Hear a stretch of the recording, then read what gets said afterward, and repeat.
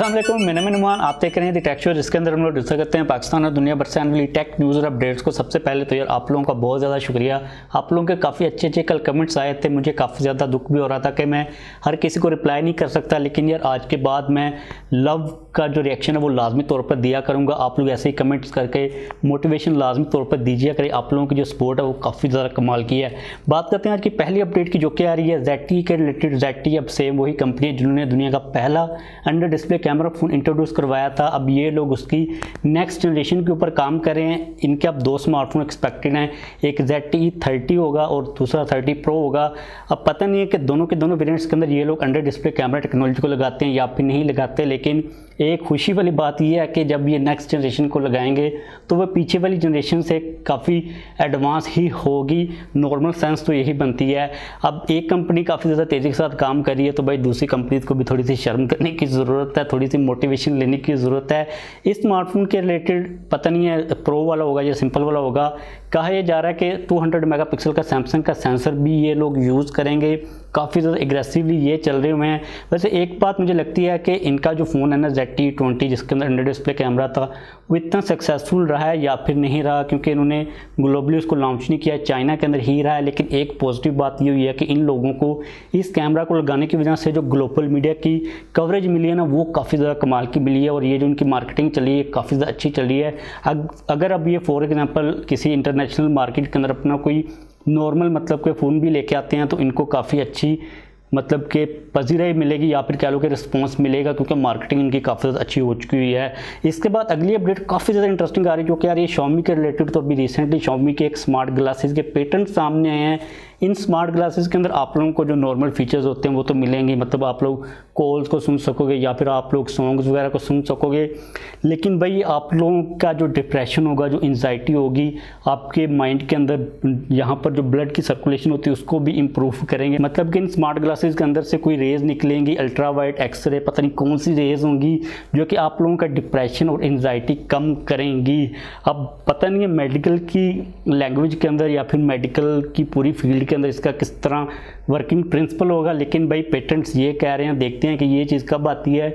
वैसे अगर इसने ये काम कर दिया तो हमें इसकी भी एडिक्शन हो सकती है। मतलब कि मुझे ये पर्सनली तौर पर लगता है कि हमें अपनी जो बॉडी है ना, मतलब कि उससे जो गैजेट्स हैं उनको जितना दूर हो सके रखना चाहिए, क्योंकि हमारी बॉडी के अंदर अल्लाह ताला ने एक ऐसा मैकेनिज्म रखा है जो कि ऑन इट्स ओन चलता है। अगर हम लोग उसके साथ कोई एक्सटर्नल चीज़ को विदाउट एनीथिंग लगाते हैं ना, तो वो मुझे लगता है पर्सनली तौर पर कि हमारे लिए नुकसानदेह हो सकती है। इसके बाद अगली अपडेट आ रही है ओनर के रिलेटेड। तो भाई ओनर क्योंकि हुआवे से अब अलग हो चुका हुआ है, इसलिए वो हर फील्ड के अंदर घुसने की कोशिश कर रहा है। अभी ये चीज़ रिपोर्ट की जा रही है कि ओनर अपने फोल्डिंग स्मार्टफोन्स के ऊपर काम कर रहा है। मतलब कि ओनर के अब फोल्डिंग स्मार्टफोन्स भी आएंगे और ये वाले जो ओनर के स्मार्टफोन्स होंगे, ओनर की जो मैजिक सीरीज़ है ना उसके अंदर शामिल होंगे। अब देखना पड़ेगा कि ओनर किस डिज़ाइन की तरफ जाता है, कहाँ पर जाता है, लेकिन एक चीज़ तो टोटली तौर पर कन्फर्म है, क्योंकि हुआवे ने इसको बेचा तो मोस्ट प्रोबेबली पीछे जो पूरी रिसर्च टीम है वो वही है। तो हमें जो डिज़ाइन मिलेगा या फिर इवन के जो प्रोडक्ट भी मिलेगी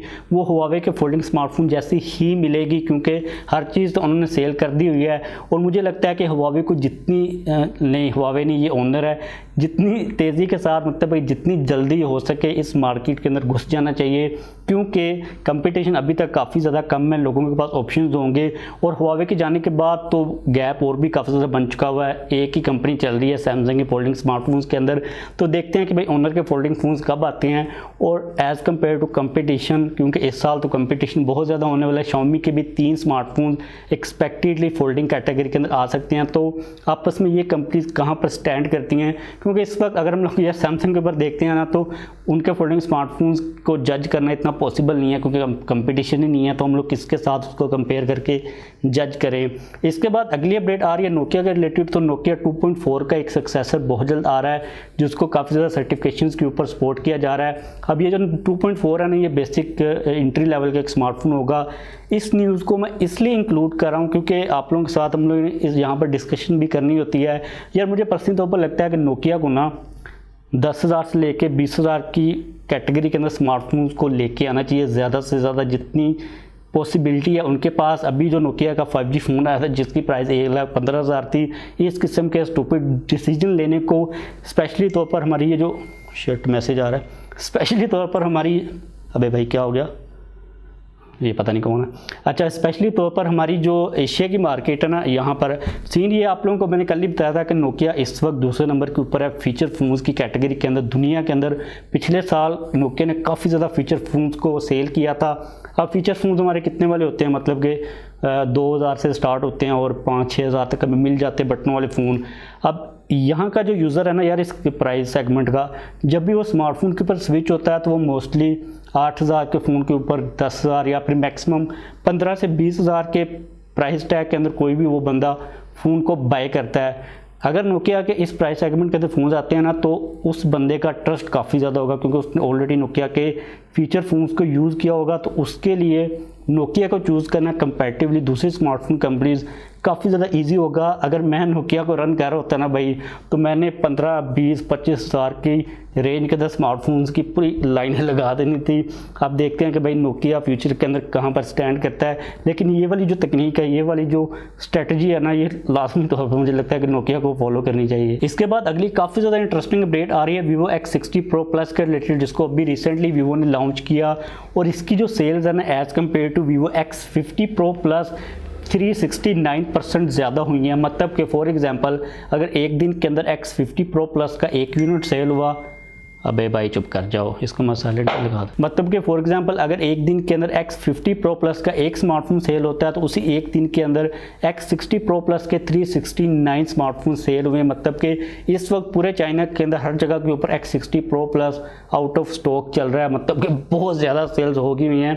और ये वाला जो स्मार्टफोन है ना, ये अपर मिड रेंज मतलब कि फ्लैगशिप कैटेगरी के अंदर आता है। तो मुझे समझ नहीं आ रही कि भाई चाइना के जो लोग हैं इतना स्मार्टफोन्स को इस रेंज के अंदर क्यों बाय करते हैं। अगर हम लोग एज इट ऑन देखते हैं ना, मतलब कि अकेला वीवो को रख के स्मार्टफोन की स्पेसिफिकेशन और प्राइस की रेशो को देखते हैं, तो काफ़ी ज़्यादा अच्छा स्मार्टफोन है। स्नैपड्रैगन 888 मिलता है, बैटरी काफ़ी ज़्यादा बड़ी है, और जो कैमरास के फीचर्स दिए वीवो ने वो तो डेफिनेटली काफ़ी ज़्यादा कमाल के हैं। इसके बाद अगली अपडेट यहाँ पर आ रही है गेमिंग फ़ोन के रिलेटेड, Asus ROG 5 के रिलेटेड, जिसकी पिक्चर सामने है और कुछ स्पेसिफिकेशंस भी बताई जा रही हैं। जो पिक्चर्स हैं, जो डिज़ाइन है, वो काफ़ी हद तक सिमिलर है पीछे वाले वेरिएंट के साथ। इसकी बैक साइड के ऊपर नज़र आ रही है कि एक एक्सटर्नल या फिर डबल स्क्रीन होगी, जिसके ऊपर थोड़ी सी एनिमेशन या फिर टेक्स्ट वगैरह चलेगा, क्योंकि आप लोगों को पता है कि जो गेमिंग फोन्स होते हैं थोड़े से शोखे टाइप के होते हैं। तो इस किस्म की पिक्चर सामने आ रही है। वैसे मुझे एक चीज़ की समझ नहीं आती कि बैक साइड के ऊपर 3 कैमराज है। जो बंदा एक गेमिंग फ़ोन को बाय कर रहा है वो भाई कैमराज के लिए तो बाय नहीं करेगा। इनको चाहिए कि स्पेस बचाएं, बैक साइड के ऊपर एक ही अच्छा कैमरा का लेंस लगाएं, क्योंकि जो बंदा इस फ़ोन को बाय कर रहा है ना, तो उसने डेडिकेटेडली गेमिंग ही करनी है, उसने कैमराज को तो यूज़ करना नहीं है। मतलब कि कुछ चीज़ें मार्केट के अंदर स्मार्टफोन्स की जो कि मुझे मेंटली तौर पर डिस्टर्ब कर रही होती है, भाई ये काम क्यों कर रहे हो। देखते हैं ये कब आता है। वैसे आप लोगों में से अगर कोई प्रोफेशनल गेमिंग करता है ना, तो मुझे नीचे कमेंट्स के अंदर बताया कि कौन सा स्मार्टफोन बेस्ट होता है। हमें मिड रेंज का या फिर ये जो नॉर्मल हमारे स्मार्टफोन हैं इनके तो पता चल जाता है। वैसे अगर बात की जाए, मैंने तो ये सुना है कि जो आईफोन होते हैं उनके ऊपर PUBG काफ़ी ज़्यादा अच्छी चलती है। तो नीचे कमेंट्स के अंदर लाजमी तौर पर बताइएगा कि अगर हम लोग एक स्मार्टफोन जो कि सैमसंग का कोई फ्लैगशिप ले लो, S21 अल्ट्रा ले लो और iPhone 12 Pro Max ले लो, इन दोनों में से किसके ऊपर PUBG ज़्यादा अच्छी चलेगी। वैसे मैंने किसी के ऊपर भी टेस्ट नहीं किया। आप लोग अगर प्रोफेशनल गेमर हो तो कमेंट लाजमी तौर पे कीजिएगा। इसके बाद अगली अपडेट आ रही है सैमसंग के रिलेटेड। तो भाई सैमसंग ने ये चीज़ कंफर्म कर दी है कि 2021 के अंदर सैमसंग की स्लाइडिंग और रोलिंग जो डिस्प्लेज की टेक्नोलॉजी है वो आ रही है। इट मीन्स कि 2021 के अंदर हम लोग स्लाइडिंग और रोलिंग जो हमारे स्मार्टफोन्स हैं उनको भी एक्सपेक्ट कर सकते हैं, वो भी आ सकते हैं। काफ़ी ज़्यादा कंपनीज़ के हम लोग प्रोटोटाइप्स को ऑलरेडी देख चुके हैं, देखते हैं कि कब आता है, कौन सी कंपनी पहले लेके आती है इन किस्म के स्मार्टफोन्स को।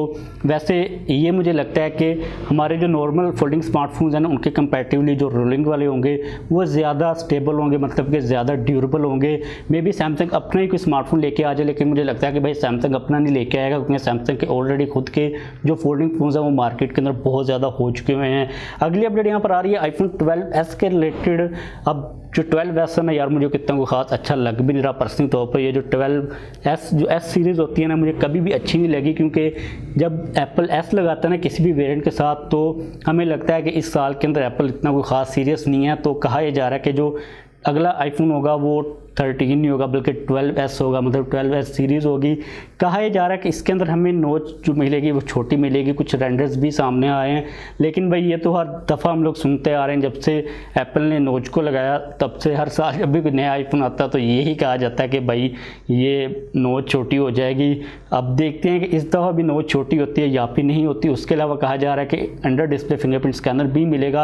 अब अंडर डिस्प्ले फिंगरप्रिंट स्कैनर को लेकर मुझे लगता है कि एप्पल को ये वाला काम कर लेना चाहिए, क्योंकि अभी रिसेंटली जो सैमसंग ने S21 सीरीज़ के अंदर फिंगरप्रिंट स्कैनर को लगाया क्वालकॉम का, वो काफ़ी ज़्यादा स्ट्रॉन्ग है। अब उसके अंदर वो बग, वो जो लैग है ना, वो अभी बचा नहीं है। तो मुझे लगता है कि अब टाइम आ चुका हुआ है कि एप्पल को भी इस टेक्नोलॉजी के ऊपर शिफ्ट हो जाना चाहिए। वैसे मुझे फेस आईडी भी काफ़ी ज़्यादा पसंद है, और इस वक्त आप लोगों को पता है कि फेस आईडी जो पूरा मास्क वगैरह का सीन चल रहा है, फेस आईडी ठीक से चलती नहीं है। तो एप्पल को मुझे लगता है कि अब ये वाले जो 2 स्टेप हैं लाजमी तौर पर ले लेने चाहिए।